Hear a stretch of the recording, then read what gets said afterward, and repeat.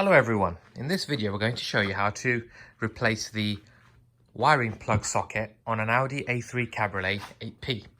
Now what we have done is we've actually already changed the wiring loom over here going into the door. That's because the pins were corroded. But we also found that the pins inside the socket in the A-pillar are also corroded and broken. So we're going to go through removing the plug, taking the wire out the other end. I've actually already got the cover off here, which you pull off, out and off.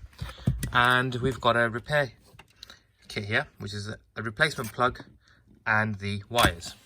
So I'll start off by taking this off. Sometimes this comes off easily, sometimes it doesn't. Okay, it's got 4 tangs on it. So we've pulled this off. I just peel the rubber back. And now we'll see there's a little tang here for taking the plug off. So just get the rubber further back and press the black tang in here, which I'm pressing with my thumb, and you pull the plug out. In order to release the socket from the bodywork, you push this purple bit towards the front of the vehicle and it then pushes in. You push it in and then push it up because there's some little tangs on the bottom that clip into the bodywork. Now we get the wire out. Now we've previously removed the broken wires and we taped them up, and this is a socket we're going to replace. So far I've just taken a Stanley blade and I've peeled back the insulation. We matched up the pins in here to the pins in here. Unfortunately on this plug, the reason why we're replacing it is the pins are broken and we couldn't get them out, so it was easy just to get a replacement plug. We will then cut all these wires, strip them and solder them to the new loom. Because this is the shortest wire, we'll make sure we match the shortest wire. We'll start off with these two. We'll do the live and the neutral last.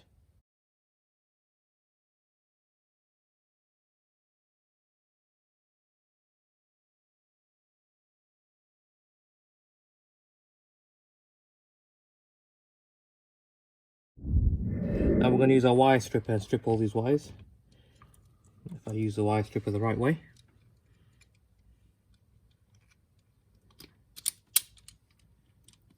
We've disconnected the battery so none of the wires will short.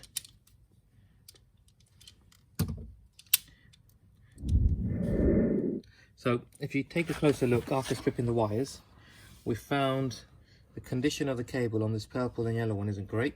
So we're going to strip that back and probably cut that a bit further back. Get this plug ready for soldering. Obviously the wires are very long here, which will shorten. So we'll just cut that down the middle for now.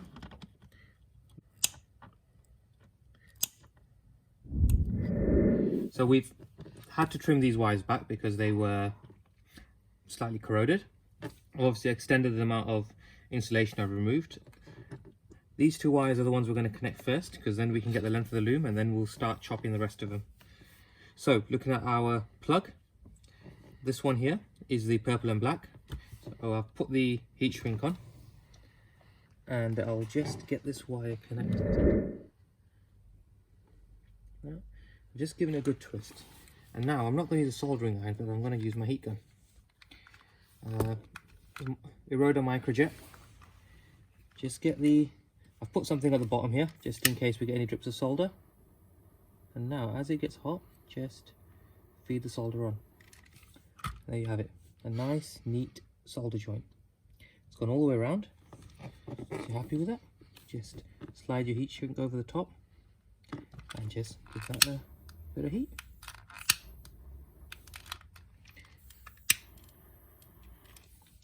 And on to the next one.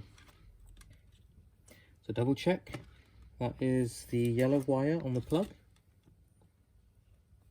And don't forget to put your heat shrink on. I'm using slightly thicker repair wires, just because that's what was available. You can always go up a notch, it's not a problem. I just finished warming that heat shrink up there, so that didn't shrink as much. And now we'll do this one here. And now we're on to the next one. see that's taken really well. My hand's probably in the wrong place, so you can't see. Oops. Looks like my lighter is running out of gas.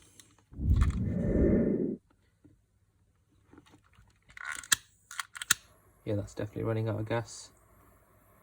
So, as a added extra approach, because solder sometimes can be a bit sharp, I always put a little bit of fabric tape over this, just to be safe.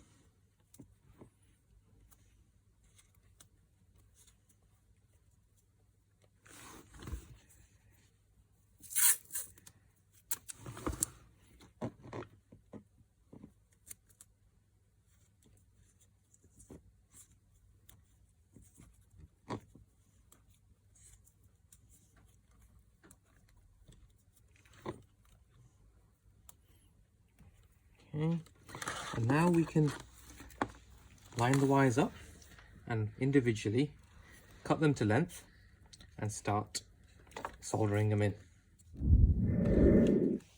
So what I've done here is I've just stretched the loom out. So we've got all the wires in tension now, the ones that we've connected. We know the next one we're connecting is the earth.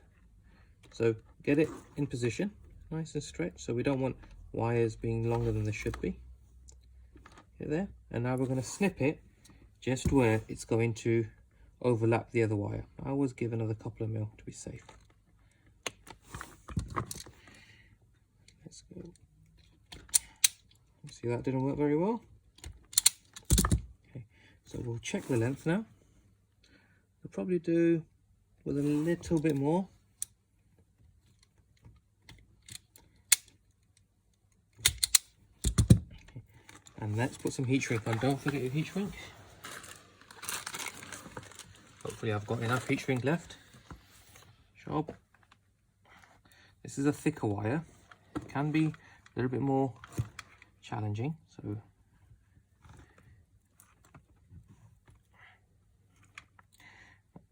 a thicker wire will need more heat.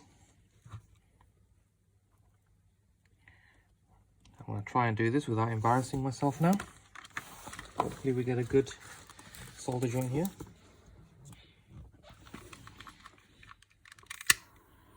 So I give that a few seconds just to get warm. You can see the solder's beading on top, but it's not flowing yet. So I've now charged my torch up. Hopefully this will start flowing now. See that beautiful flowing.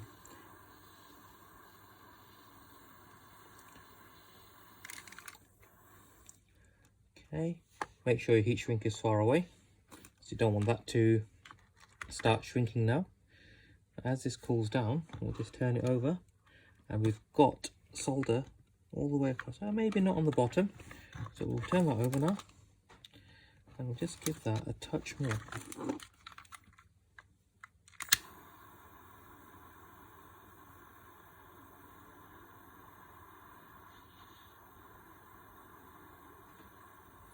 That's taken really well there. You've got to be a little bit patient to make sure this cools down before you go and put the heat shrink over the top. So you have to wait a few minutes there. Just let that over the top and just shrink your heat shrink. I'll do this one, and the rest of them I'll put the fabric tape on all at the end. But yeah, you just have to be patient with this because you want the loom to be neat. Let's do the power cable next. So that's that one there.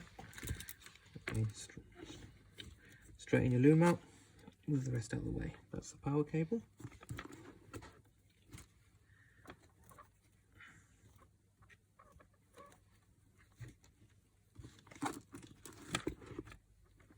It's about the same length there. Probably could do with putting that in tension.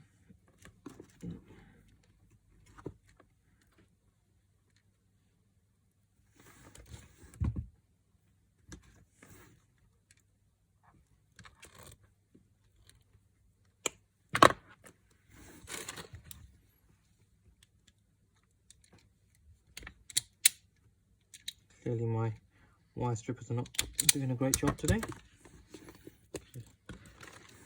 Okay, and don't forget the heat shrink. If you forget that, you'll be kicking yourself later. Feed that all the way along because you don't want that to get hot. So that's that one there. I could give you the pin number if I wanted to be clever. This one here. Hopefully this time I'm not going to embarrass myself with a heat gun that hasn't got enough gas in it.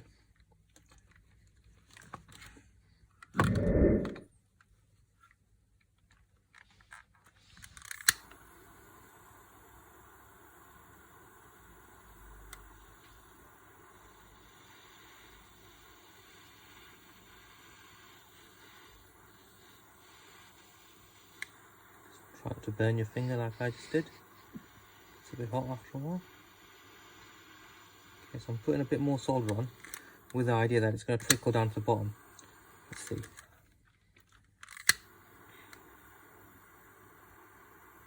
Yeah, it's taking really well. Right, let's wait for that to cool down then. We're working our way through this. We've connected some of the wires. And we're just going off the plug and finding the next wires. Don't forget the heat shrink. So we're now on this wire here.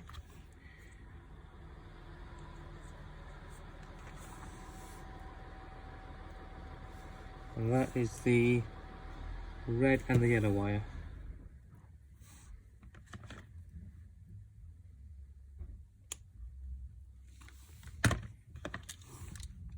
Now these wires are a bit thinner, so they are easier to solder. Well, you typically don't have to solder the underside because the solder just flows around.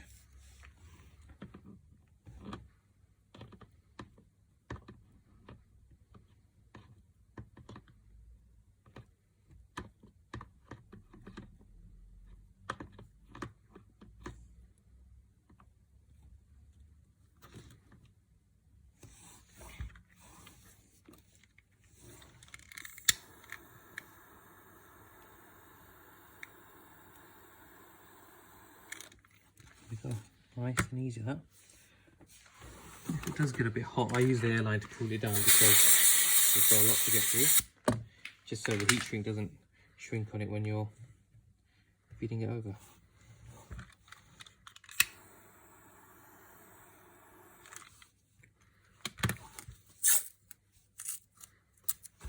And I do tend to check every wire that I've soldered it in the correct place after I finish, so we'll check that again. That's this second one down here, which is red and yellow. We finished soldering and repairing all the wires, well, joining the wires. We plugged it together and we tested it. Everything's working fine. So now we're just going to use some fabric tape and cover the loom back up.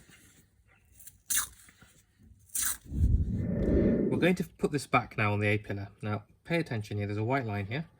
That's when it's unlocked and you can push that down. That's when it's locked. So make sure it's unlocked. You start off by feeding this onto the bodywork. It latches on here and then you lock this, push it in and lock into position. So I'm going to push it through here. This can be a little bit tricky at times.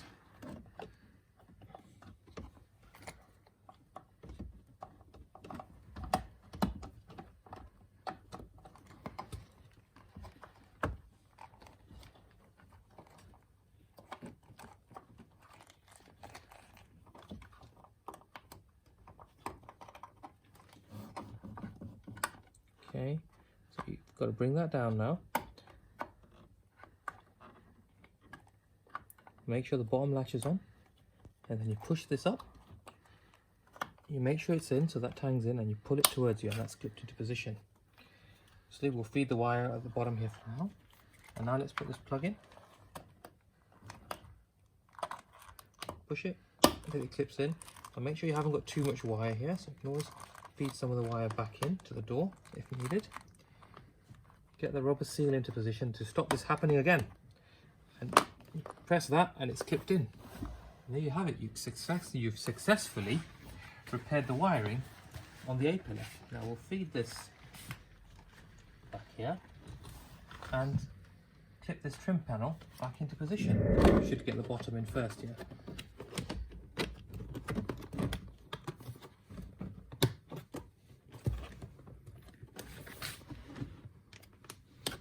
make sure that clip's in position first.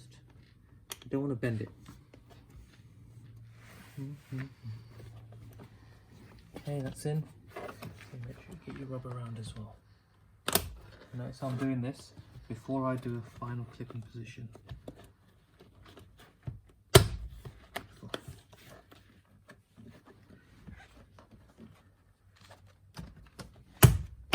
It's in. It's in.